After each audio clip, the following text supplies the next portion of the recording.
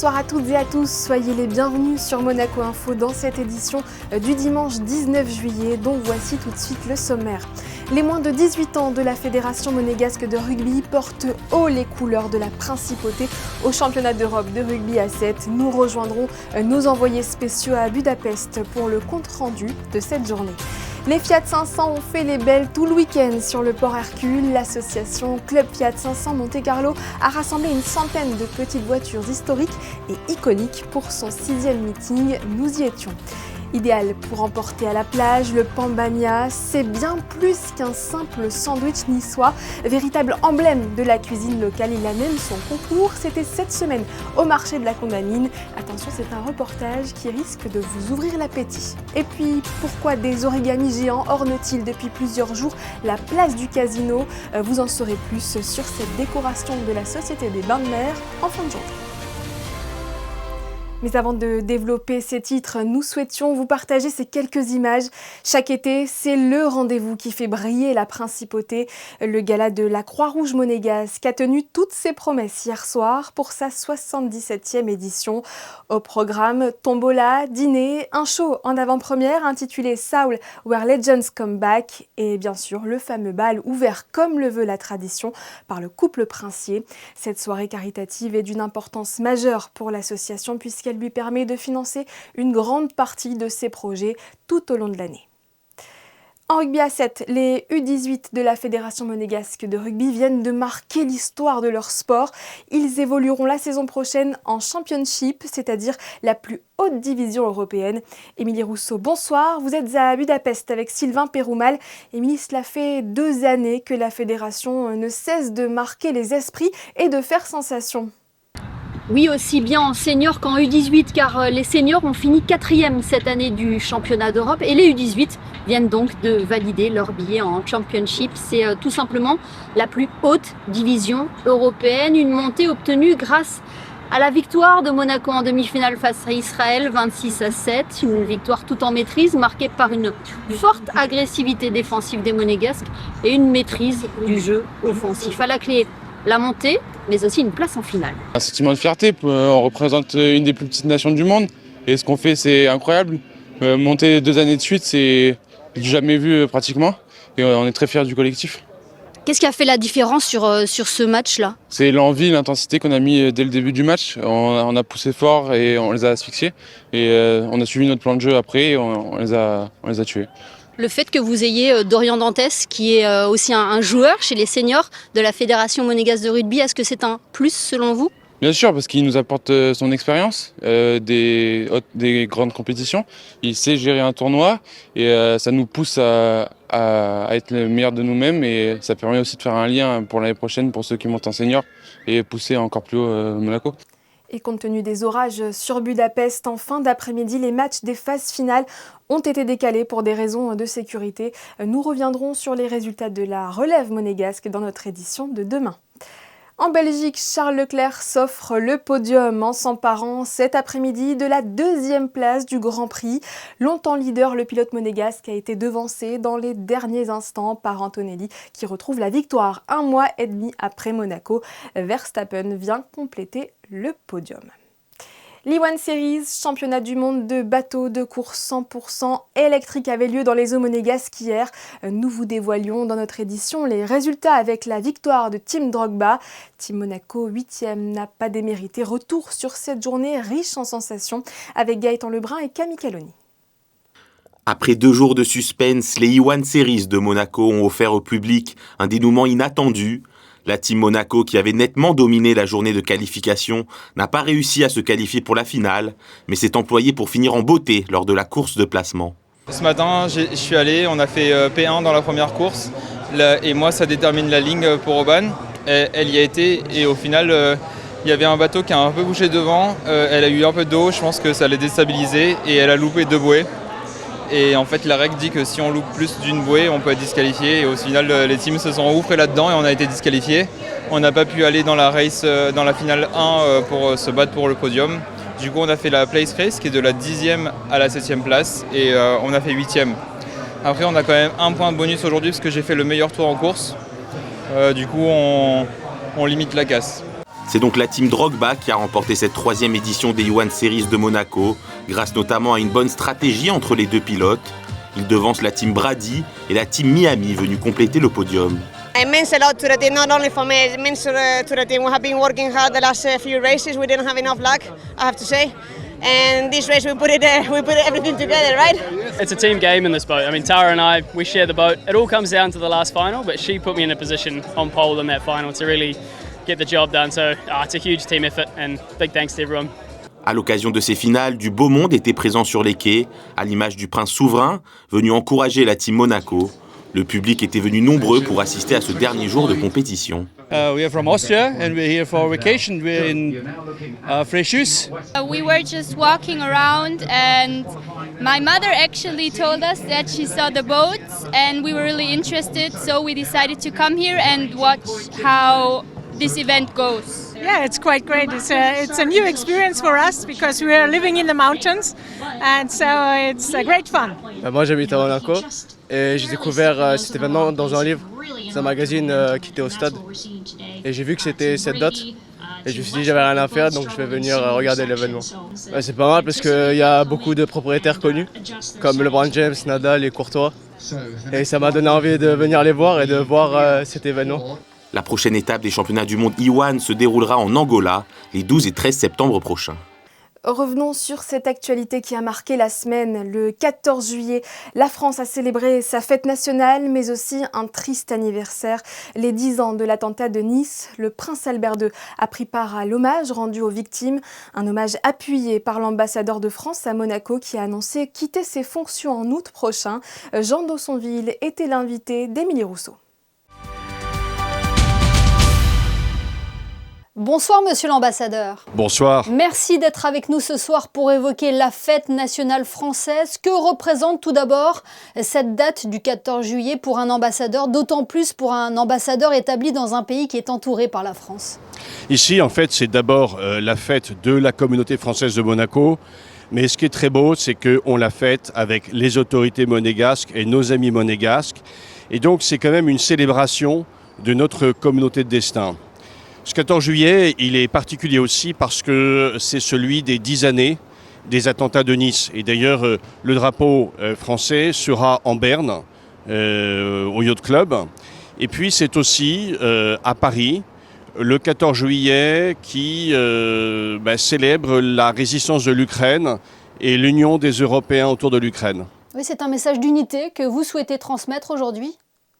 D'unité, de fraternité, mais aussi d'hommage à Monaco, parce que c'est mon dernier 14 juillet ici, et je repars avec le souvenir du beau Monaco, c'est-à-dire tout ce que Monaco représente dans l'art de vivre, le sport, le goût de la nature, l'engagement du prince dans la défense des océans, et tout ce que Monaco apporte au monde, un rayonnement incroyable qui dépasse de très loin la taille démographique de la cité-État, le poids économique, et c'est vraiment un succès qu'on doit reconnaître. Monsieur l'ambassadeur, vous nous dites que c'est votre dernier 14 juillet ici. Cela veut dire que vous allez quitter vos fonctions d'ambassadeur prochainement ? Je quitte mes fonctions le 5 août et je serai amené, et j'en suis très heureux, à rejoindre une institution de l'État éminente qui est indépendante de tout esprit partisan. Mais je ne peux pas dire plus pour l'instant parce que ça passe en Conseil des ministres et l'usage est de rester discret.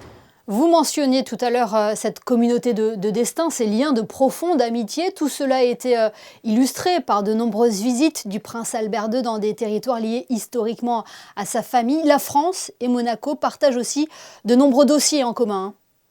Oui, et puis il y a eu la visite d'État du président de la République française ici, les 6-7 juin, à l'ouverture de la conférence de Nice, pendant le BEF, donc le Forum de l'économie bleue, et avec un échange de lettres entre les deux chefs d'État pour une visite d'État en retour qui se fera peut-être d'ici la fin du quinquennat ou qui se fera sous un quinquennat suivant.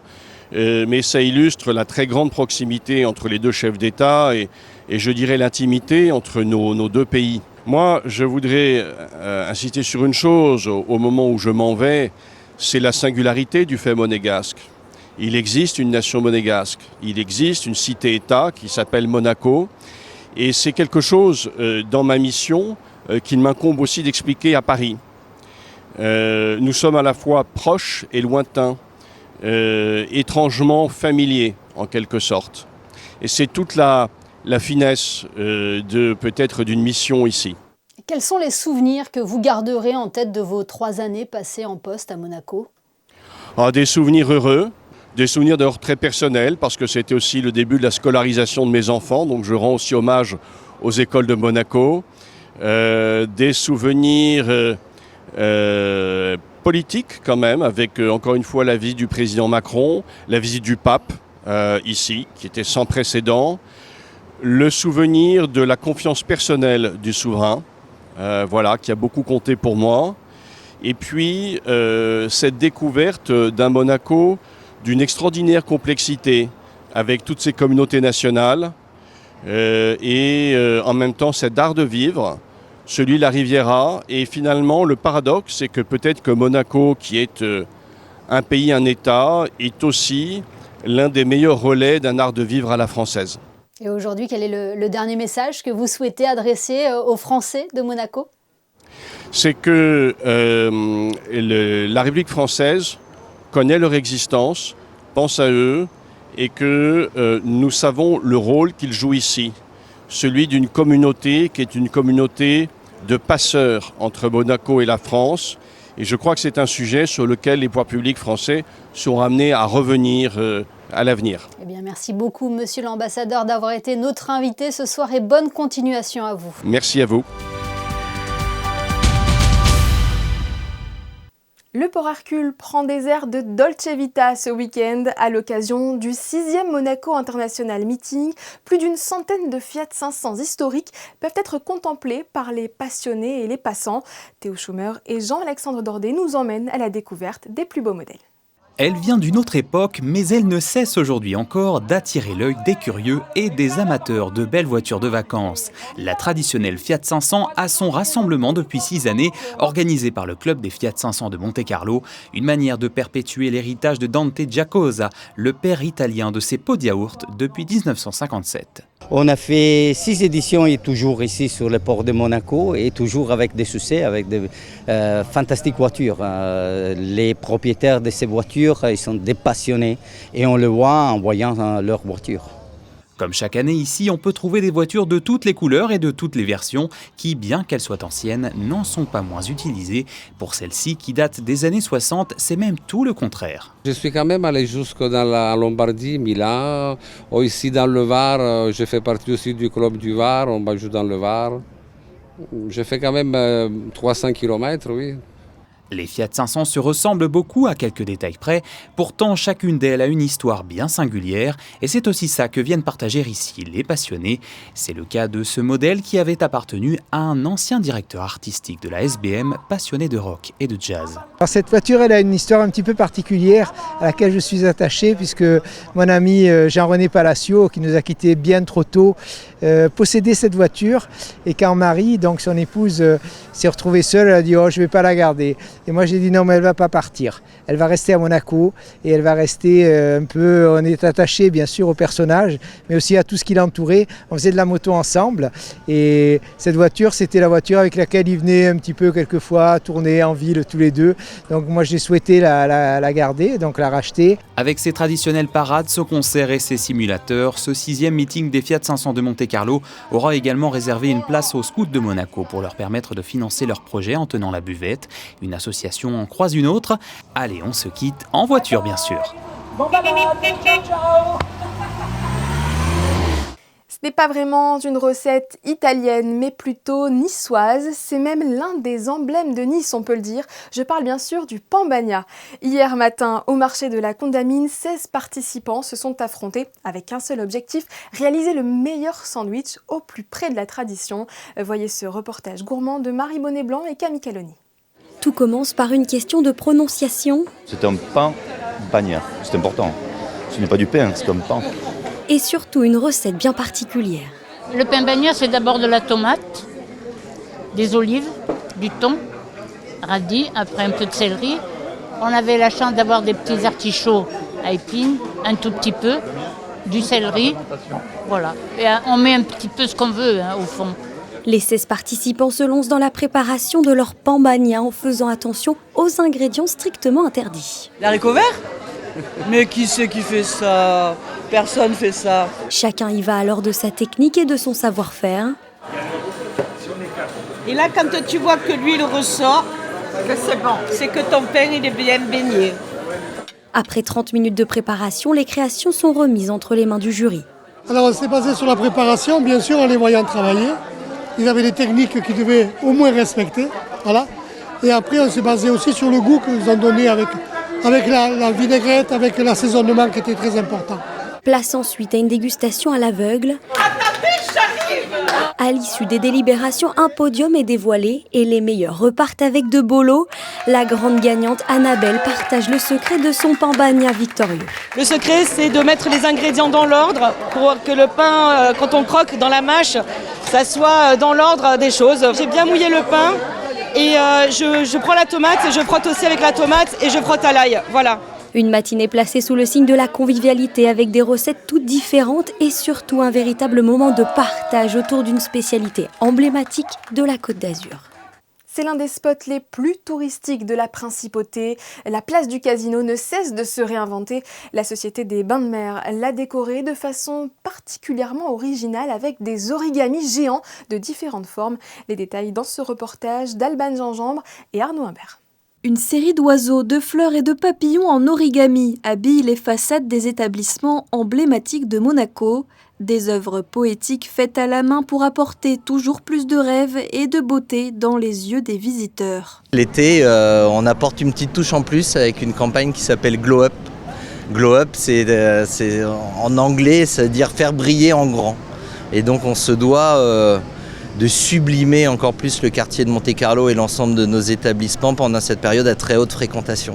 À Monaco et à Monte-Carlo, on doit toujours surprendre et toujours innover et toujours par le haut. Et la notion de faire briller, l'univers des origamis nous est arrivé par les différentes tendances qu'on peut voir. On a vu différentes campagnes de Dior, d'Acqua di Parma qui utilisaient le terme de l'origami, mais en petit.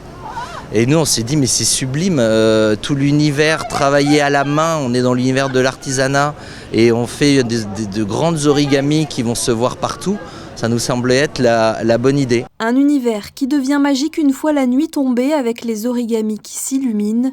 On ne vous dévoile pas tout, la place du Casino n'attend que vous. Un autre univers artistique à découvrir, celui de Danila Aguila. À seulement 26 ans, l'artiste cubaine expose pour la toute première fois sur la Côte d'Azur. À la Private Gallery, située boulevard Princesse Charlotte, elle présente Rêverie et Mémoire, un après-midi de Monaco à la Havane. Visite signée Christine Petit-Homel et Lionel Bernardi. Ces couleurs éclatantes, ce sont celles de Daniela Aguila, une artiste cubaine qui peint des femmes en pleine rêverie, suspendues entre rêve et réalité. Une exposition qui l'amène pour la première fois en France, un pays qu'elle n'a pourtant jamais visité. C'est un artiste qui recherche beaucoup la couleur à travers l'histoire de l'art française. Donc pour ça que je trouve pertinente d'amener cet artiste en Côte d'Azur. C'est un regard de joie.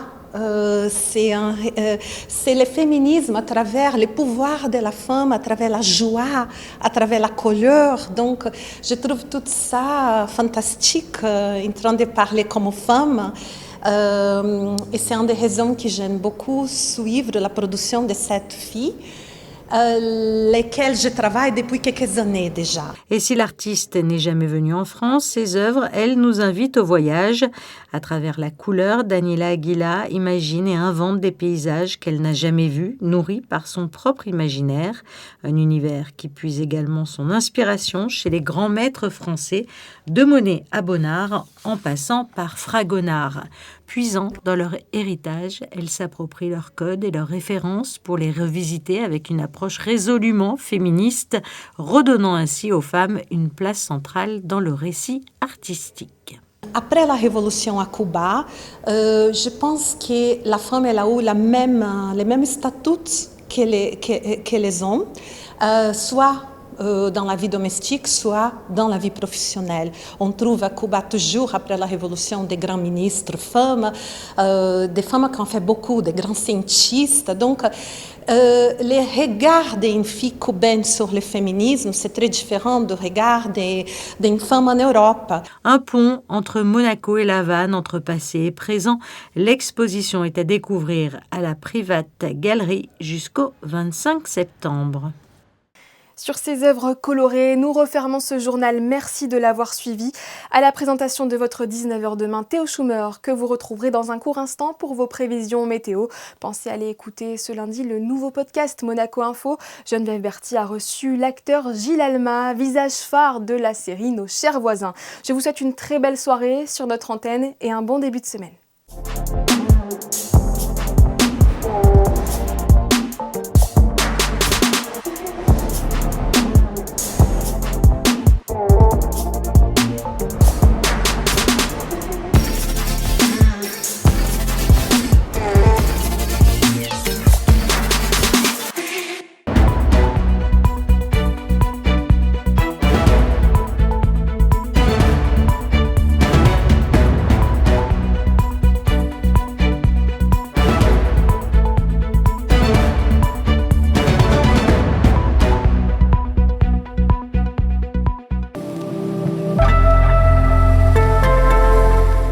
Bonsoir à tous, les jours se suivent et se ressemblent à Monaco. Nous avons eu du soleil, nous allons encore en avoir demain, du matin au soir avec quelques passages nuageux seulement. Les températures, elles, oscilleront entre 24 degrés le matin et jusqu'à 30 au plus fort de la journée, compensées par un peu de vent. Ce lundi 20 juillet, nous fêterons les Marinas et ce sera la journée mondiale du jeu d'échecs. Allez, belle soirée avec nous et je vous dis à demain pour le JT 19h.